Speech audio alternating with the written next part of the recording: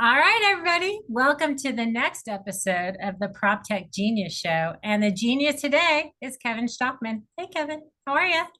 Hi, I don't know if I can embrace the word genius, but I'm Why an not? Everybody else did. Like, what the hell? aspiring, a hopeful genius, soon to A be, helpful maybe genius? down the road Yeah. genius. Yeah. Everybody gets a little uncomfortable. They start wiggling on their seat when they start calling Yeah, them genius. yeah. I'm like, hey, just own it for today. It's like for the next hour and a half, like you're a genius. Okay. Like we just like to flattery to come onto our show. I I love that. The imposter syndrome will be gone for the next Oh, that's hour. awesome. Yes, yes. We all should, next time I should get like Albert Einstein wigs and we should just wear them on the show. No, I don't think I look But good in an Albert Einstein wig. I don't know. Never know. yeah, All right, so don't this judge is it how till you this try show it. goes. Look at this. This is how this goes. I don't, oh, by the way, I didn't think I warned you. I don't edit anything. I hit start, I hit stop, and I push it because I'm the laziest podcaster ever known to man. Just saying. So there you go. Yeah, So if you people. curse out somebody, it's staying in. I can't stop it. Like, so don't curse out anybody. I think in a sea of podcasts, people reward authenticity more than they do veneer. There you go. That's awesome. All right. Well, cool. Well, why don't you tell my listeners kind of who you are, what you do, and how you got to where you are? There, the long story. All right, we're good. We got an hour. Go. We'll start with the short version, and then you tell me where to dive deeper. It's I all spent good. the last 2 decades ish plus in around real estate. I began my career at Morgan Stanley, then got an MBA, then 10 years in management consulting. Fine. All of the Wait, clients. wait. I got to time. Do you Yeah, do the acronyms and the initials? Like they can't stop yourself because you've been in consulting forever. Do you do the it's initials? uh it's a practiced skill to try to explain a concept instead of just using an acronym. It's Okay. taking me what we call it a recovering, a Okay. former You're acronym recovering. user. Thank you. Thank Yeah. you. Yeah. Yeah. It's so funny. Okay. Keep going. Mostly because because when you're in the world of real estate, you end up working with a lot of companies and businesses where real estate is just like the secondary part of the business, Hmm. especially if you're in the corporate occupier world, which we don't do a bunch of, we do a little. Like Hmm. a pharmaceutical company, an aviation company, a consumer packaged goods company, like they're not going to know, like they're not going to care about Right. the term Walt, right? It's like no, it's just how long is your average lease? And you need to be thinking about that because Yeah. it's really important to know how much time you have left before you have the power to renew or Yes. negotiate. But if Exactly. I said Walt, you'd be like, I don't know what that is. Like I don't know what that is. Yeah. pharmaceutical company. So I try to, where possible, stay away from that. That's good. I do fall into that trap though when I'm dealing with folks who have been in real estate for a long time, like me, and then we just start speaking Yeah. You Mandarin to speaking each another other. language. Yeah. We speak Yeah. real estate, whatever it is. Yes. Yeah, I know. And everybody's like, what the hell did you just say? Yeah. And I really thought I was only going to do that for a year. So I came out of my MBA in the middle of the great financial crisis. So Oh, yay. Lehman and had crashed. Bear was under. Bank of America. I've been kind of selling for Hmm. parts. And so I thought I would just do this consulting thing for a year while the markets recovered in 2010. And then 9 years later, I think I admitted that I'm a real estate technology guy now. Oh, Uh, okay. Well, that's good. yeah. And then during my time in consulting, happened to find, of the many startups that I reviewed on behalf of Deloitte, one that I was really, really impressed by and thought, oh, this is the wave of the future. Right. Data analytics and visualization. This is where Yes. the world of real estate is going. So I joined that company as employee number 10, became their COO, helped raise some money, grew their Hmm. sales team, tried to build some process around the company. During my time there, we would sometimes compete and then rarely partner with the company I'm at now, Cherre. So I Yeah, happened to okay. their both of their co-founders, the rest of their executive team really fell in love with the company. And Yeah. fast forward to today, I'm their head of innovation. That's awesome. Look at that. That's so cool. So we can talk a little bit. I mean, some people know, I mean, if you're in real estate, you know who Cherry is, but not everybody knows who you are. But it's funny. So the thesis behind how you started, like going and collecting all of the information from the county, the county tax websites. It's brilliant, by the way. I was like, who came up with this idea and why wasn't it me? Like, I don't know. Because you're in real estate, that's all you did all the time is like, I gotta go to the CAD website, or I gotta go here, and I gotta go this, and I gotta write it all down. Like it's crazy town, but that's super cool. Every, I would say every great company, maybe not every great company, but almost every great company starts via frustration. Oh yes. Someone says, I have a problem I'm trying to solve. Clearly, someone must have already solved this because it's so painful. And then turns out that problem hadn't yet been It's all solved. good. So, Yeah. um, when LD and Ben sold their previous company to Oppenheimer, I think they just made the assumption, well, of course someone's already solved this problem in real estate, right? Like in finance, there's a QSIP, right? Yeah, It's just a exactly. number. It's a Yeah. number, and sometimes it's an alphanumeric code. Everybody uses it, and they can trade. There's like real estate's been around forever. I know. It's trillions of dollars. Of course, there's a QSIP for real estate. Nope. So that was the origin story. And of Yeah. course, like every wonderful founder that comes from outside the industry, they come in saying this is going to be a 7-step process. We're going to figure it out. We're going to automate with it. It's going to be all good. And then you discover how much more complicated doing it right Oh actually yes. is. And so we like to say this was an overnight success that took 7 years. Hey, that's how they all look. Yeah, I mean, it's so true. Trust me, it is so true. But yeah, I love it when somebody who's not in real estate gets into real estate and they go, oh yeah, yeah, we'll just do this and this and this. I had that conversation with another founder the other day, and I was like, girlfriend, slow your roll. This is going to take you 3 years. And she's like, no, no, no, no, no. They don't understand. This is climate. And I go, I don't give a crap what it is. It's going to take you at least 3 years. you know? And she said, but it's the climate. And I'm like, but I don't care. I It met was with so an funny. aspiring founder the other day. He said, "I'm launching this AI company. It's going to be amazing. Great. What problem is it going to solve? It's like it is going to automate the entire transaction process." It's like, wow, Wow. that is so cool. So what attorneys have you talked to about the legal Yeah. limits of like, yeah, I haven't done that yet. Cool. What title companies have you talked to understand like how you're gonna store records and make sure the information is legitimate? Correct. Yeah. Yeah.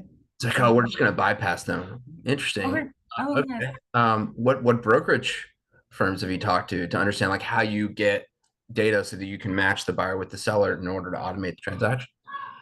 It's like, okay, these are all good points.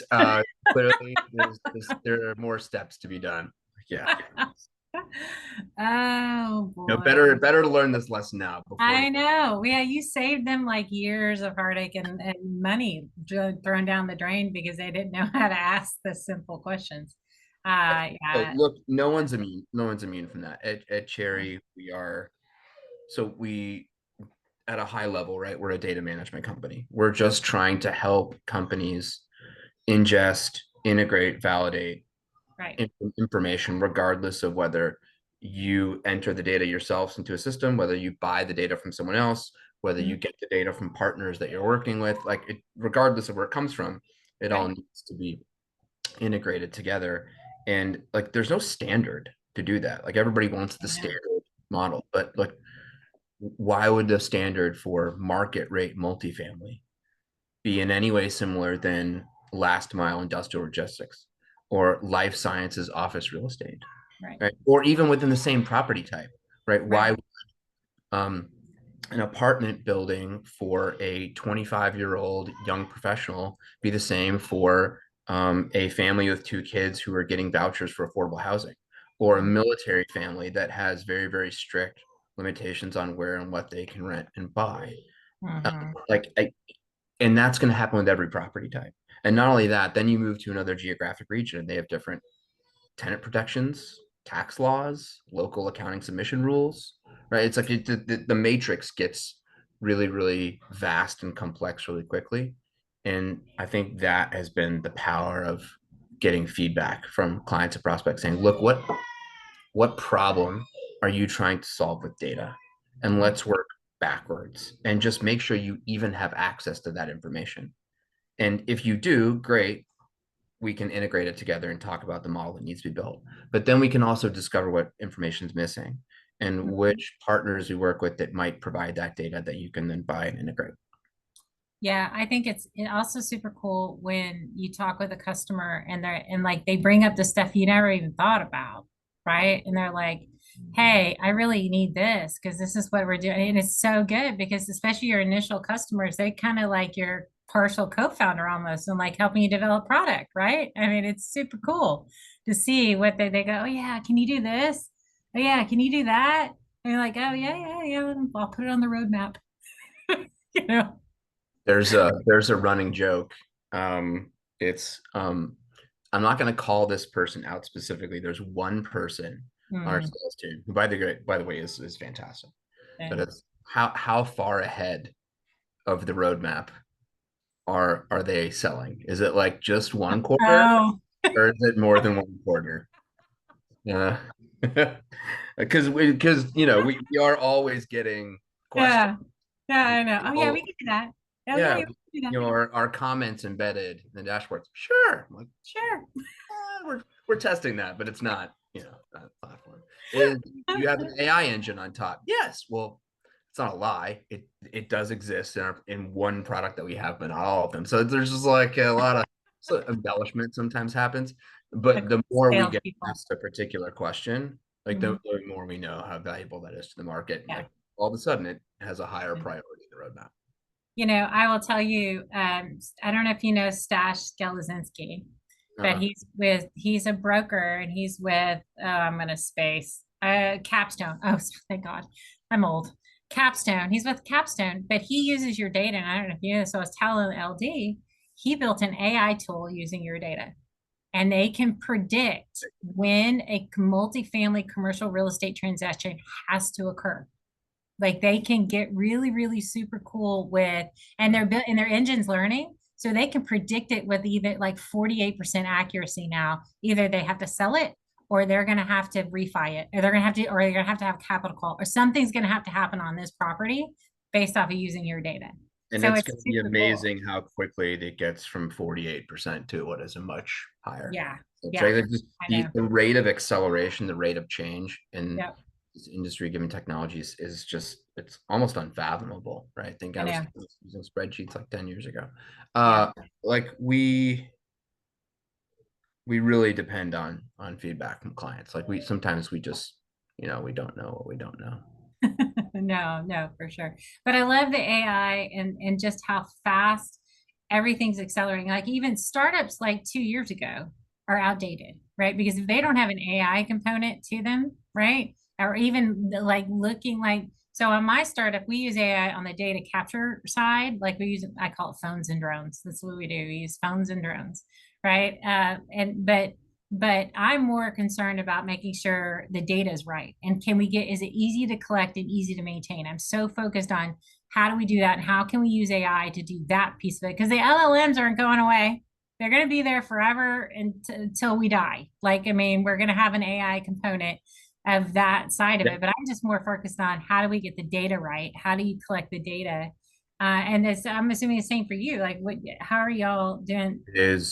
Like it's like prime rule number one. It's completely critical to our business. Look, I don't think it's okay to say like we were a little hubristic at the beginning, that we thought we would be like iOS and everything would happen in the Cherre platform. We would ingest the data, we would visualize the data, we would provide the insights, and then eventually workflow and you would act, right? We wanted to be the one-stop shop, right? Like that was kind of the approach that I think Yardi took for a long time, Right. right? And even a company that is as private and sometimes closed as Yardi has begun to open up because they realize the value of the network effects in the ecosystem. And Yeah. they've just come out with actually a really great tool called Replicate, which allows you to basically get at all of the data at the raw level that exists in Yardi. So it's like a dump. Oh, that's awesome. Because Leverage they've it, been, yeah, hopefully as a partner, yeah, to do this for clients. And we're choosing to give up that revenue in most cases because you know what Yardi has created is super valuable, and then we integrate everything else.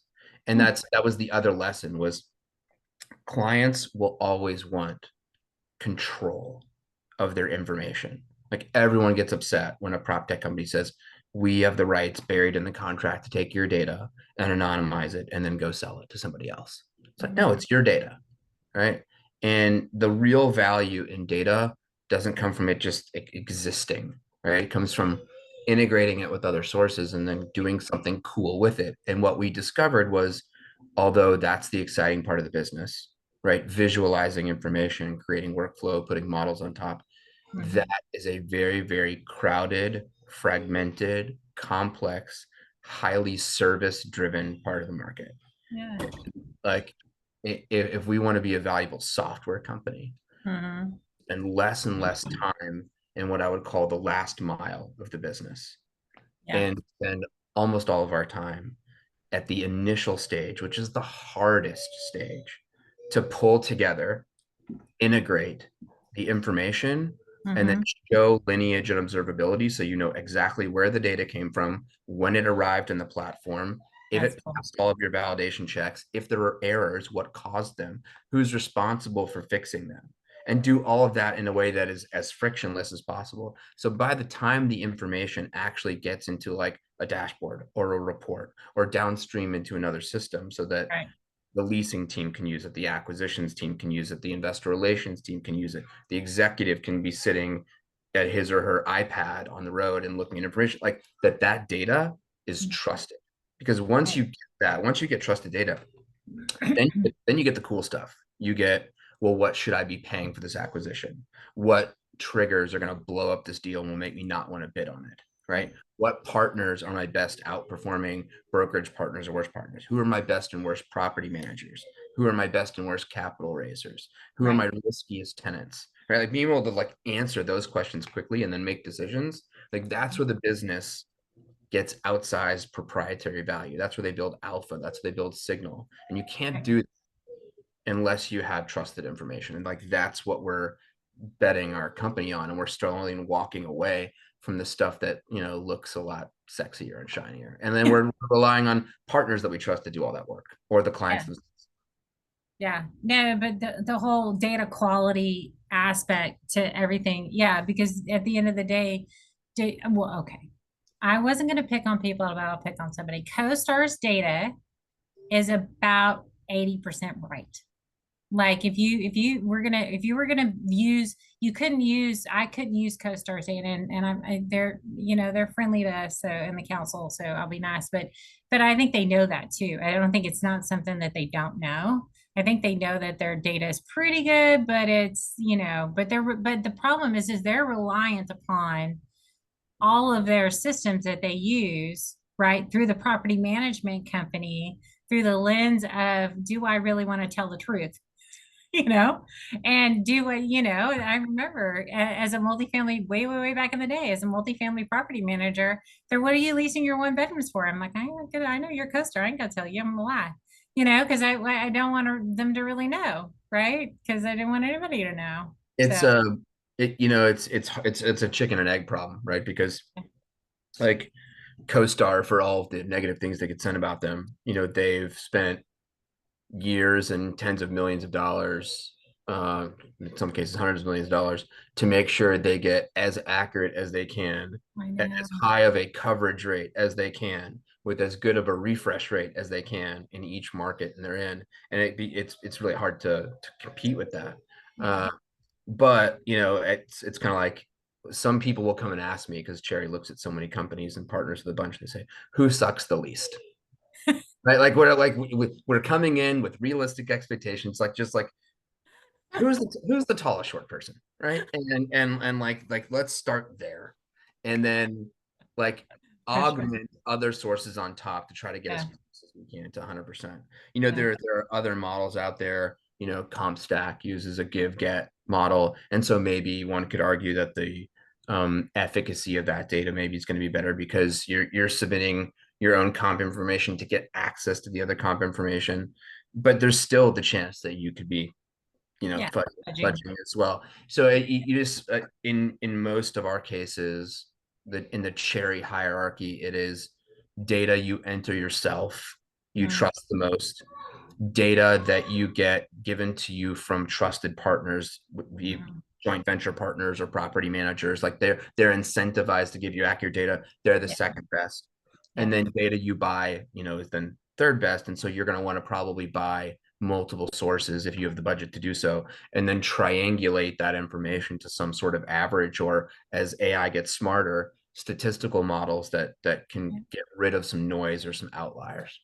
Yeah, for sure. It's such an interesting problem. I mean, it's we all need data. Everybody needs it, and the smarter investors use the most accurate data they can get, right? I mean, they have to. I find that the whole real estate industry, but talk about this a little bit. So the real estate industry doesn't have the financial industry skill. I mean, some of the large the asset managers do, but overall, if you're thinking about somebody who owns 5,000 units or less, or maybe 10,000 units or less, they don't have that financial acumen in house, right? They just don't. And so now you're having to teach them how to operate differently because now they've got data and they're like, oh my God, wait, when's the last time I used, well, I use Excel for underwriting because that's what we have to do, but I don't use it to, like, I don't know, asset manage or look at my portfolio, or how do I do, how do I do an ANOVA analysis? Like, like they don't know how to do this stuff. Right. And so it's really interesting. It's hard because you hear countless stories of, you know, grown by the bootstraps, small owners that build a decent sized portfolio by just out hustling Yes. everybody else, right? They go to properties that the institutions will avoid because they're just willing to work harder and Yeah. meticulously manage all of the details, and therefore they deliver decent returns either for themselves or their initial investors. Then the problem comes when you then have to scale that model up, and you can't, like how much out hustling you were doing for your first 500 units, like you can't do that at 10,000 units. You need process and you need data.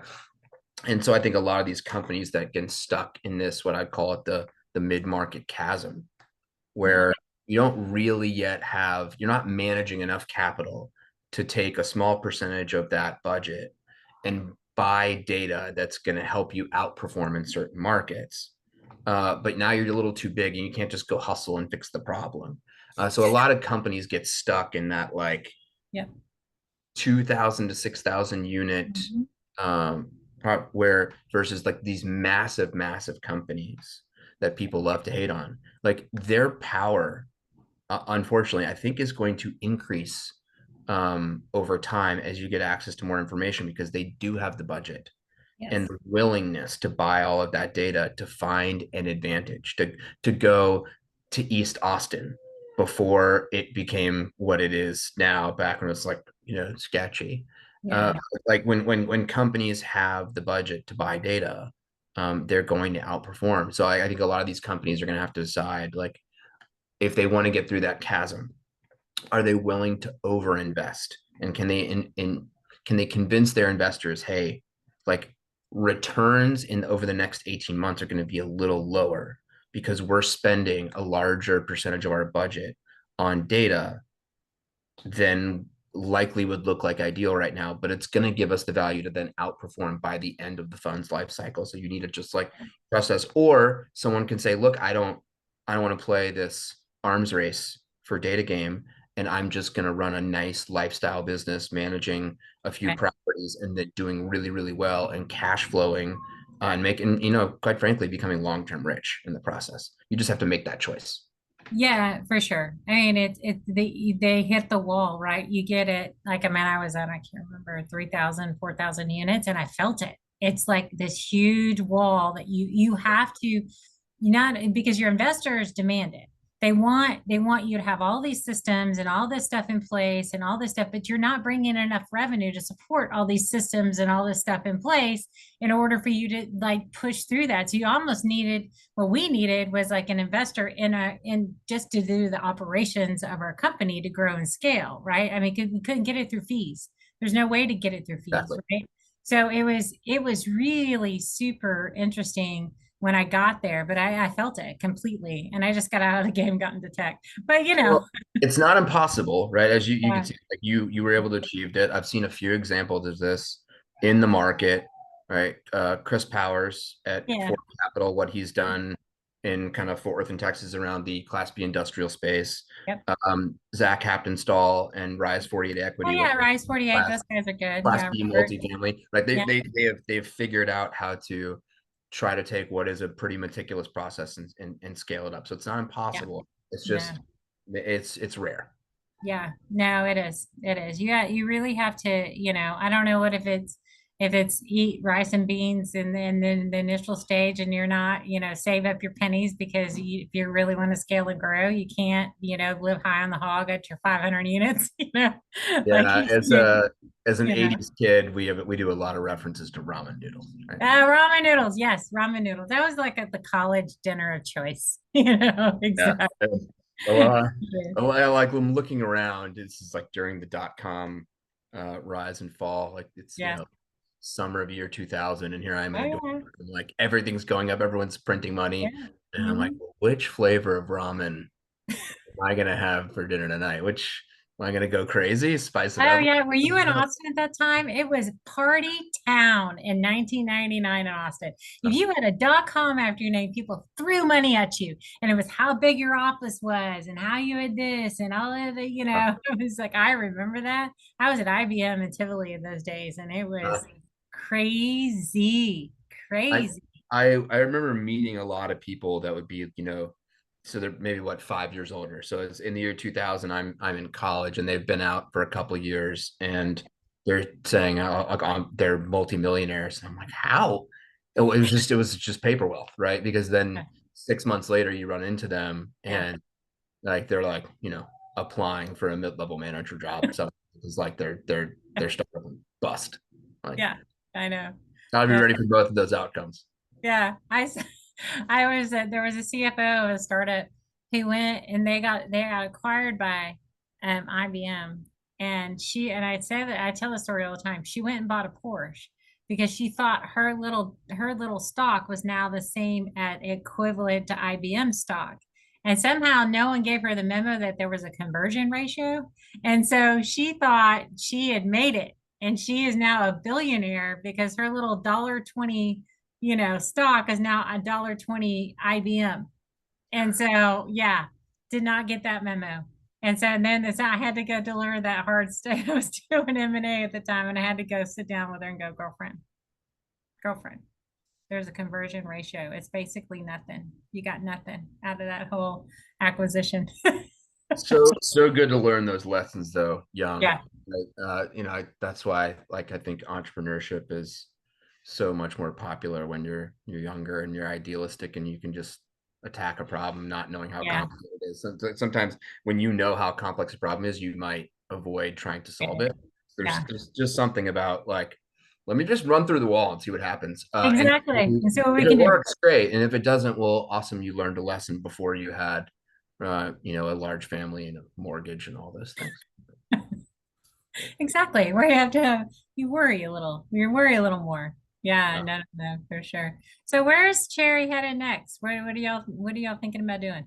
so we were definitely being pulled geographically. Mhm. The what happens when Brookfield and Starwood and Nuveen, et cetera, your largest clients, they have assets outside of North America. Yeah. So we're being pulled in that direction to do more and more work overseas.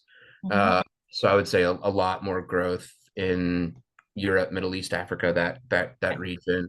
Yeah. We're still really new to the Asia Pacific Mhm. side of the world for a lot of reasons, time zone constraints, more language barriers. The market is a little smaller in countries like Australia, which are like, common language. So we haven't rushed over there, but we are, dipping our toes in. So I would say if we're fast forwarding 12 months from now, it's likely, a deeper footprint in Europe and a tiny footprint in Asia. Uh, Yeah. Definitely a lot more AI driven features within the platform. I mean, Mhm. the industry, we're not the only company, but the industry looks to us and some others on, what are you doing with the newest technologies? And I could say we're doing a lot of testing, but we're moving probably slower than most, for a lot of reasons. Like we're housing client proprietary data, so that information can't be used in the models, right? Yeah. We're not allowed to take that data and use it. Okay. Also, a lot of partner data, like I'm as head of innovation, my real role is head of partnerships. So the agreements that I'm signing, a lot of them have provisions in them that say you can't take partner data, uh, put it into a model and create, derivative product. There's some partners that want to actively work with us to build, like, product Yeah. that is fueled by them, and there's a rev share, and that's super fun.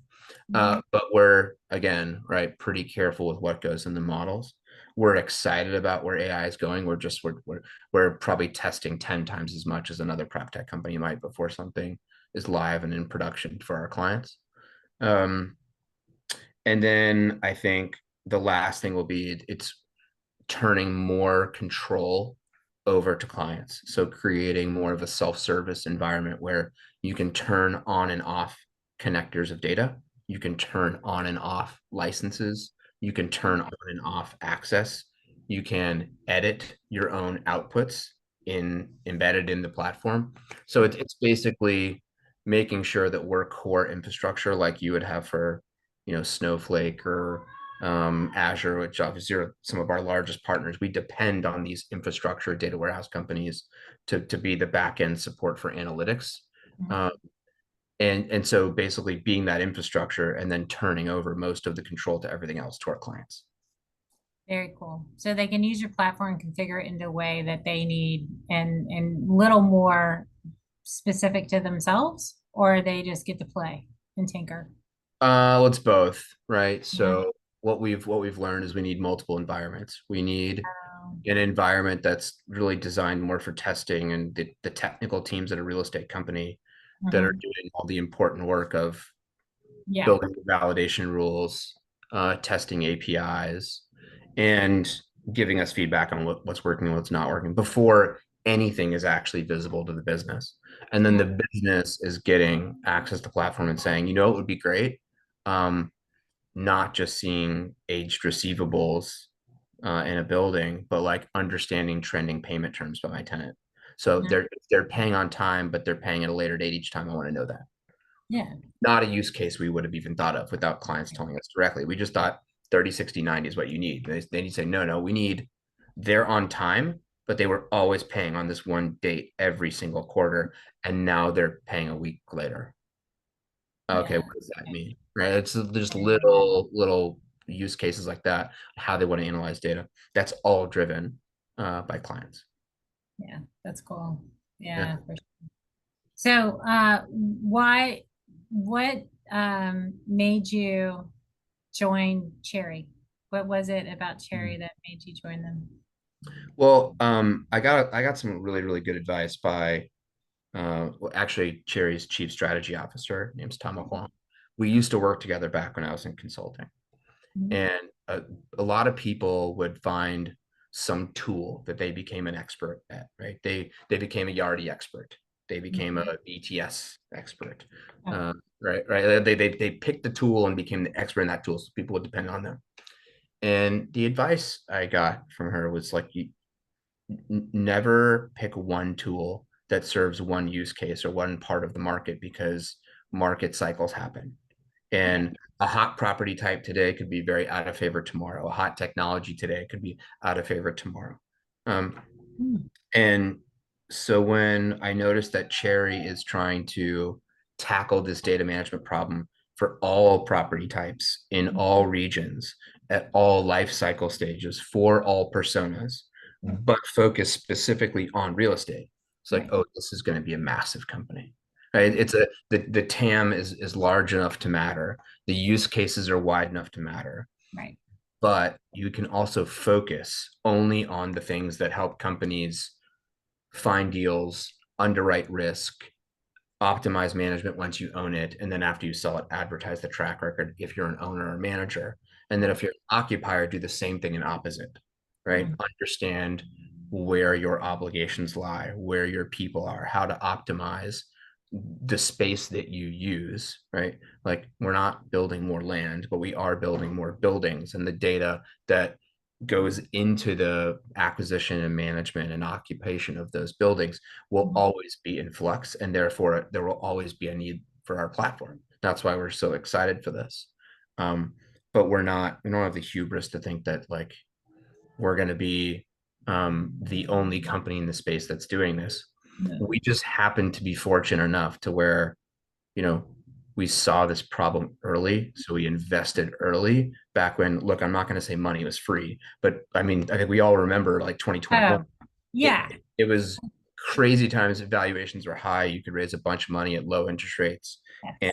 so we were able to get over the hump of having to build a, multi-billion data point knowledge graph for a lot less than it would cost to do that today. And Right. so now this moat exists around us. Like let's just call it what it is. It's lucky, right? That's It there, is. but we're Yeah. we're taking advantage of that, right? And we're taking that leadership position out to a Yeah. wider market. I definitely wish I was raising, 3 years ago, not now. Well, I mean, Yeah. yes, but also, if you got too aggressive, Hmm.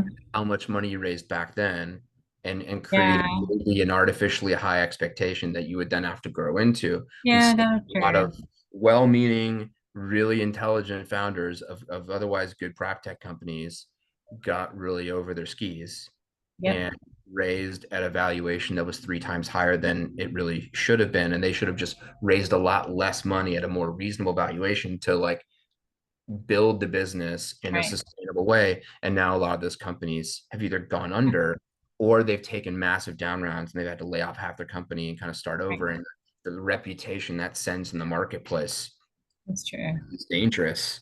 That's true.